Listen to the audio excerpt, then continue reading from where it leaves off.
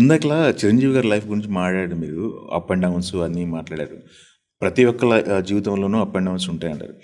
మీ జీవితంలో చూసుకుంటే మీరు లో ఫీల్ అయిన సందర్భం ఏంటి, బాగా హ్యాపీగా హైలో ఉన్న సందర్భం ఏంటి అంటే ఏం చెప్తారు? ఇవన్నీ నేను ఎవరికి ఎందుకు చెప్పాలండి? I felt it. ఎలా ఓవర్కమ్ చేశారనేది అక్కర్లా. ఎవ్రీబడి విల్ కమ్ ఓవర్కమ్ అండి. నీళ్ళలో పడేస్తే ఆ ఈత రాపోయినా కానీ బతకడానికి ప్రయత్నం చేస్తాడు, ఏదో ఒక రకంగా చేసుకుని వస్తాడు. So everybody will do there.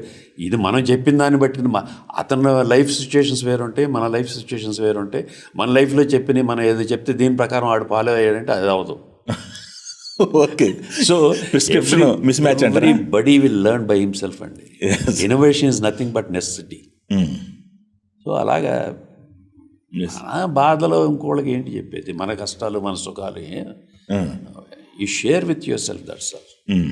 Okay, నీ అంతటా నువ్వు when you know by yourself, that is enough. Okay, ప్రతి వాడు మీ షూటింగ్, మీ వృత్తి నటుడు షూట్ చేసుకుంటారు, వెళ్ళిపోతారు, మీ వృత్తి ప్రకారం మీరు వెళ్ళిపోతారు.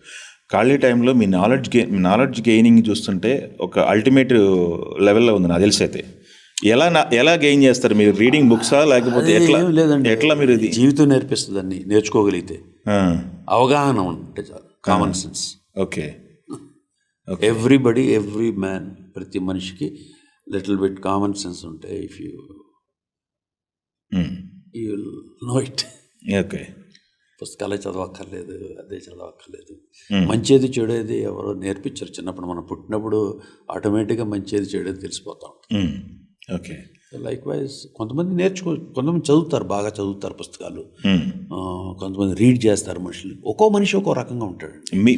చాలామంది పుస్తకాలు చదువుతారు.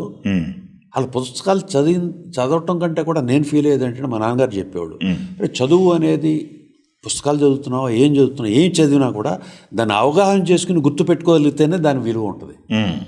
ఏదో 100 పుస్తకాలు చదివేసాం కానీ ఏ పుస్తకం చదివాం దాంట్లో ఏముందో గుర్తు లేకపోతే అంతే.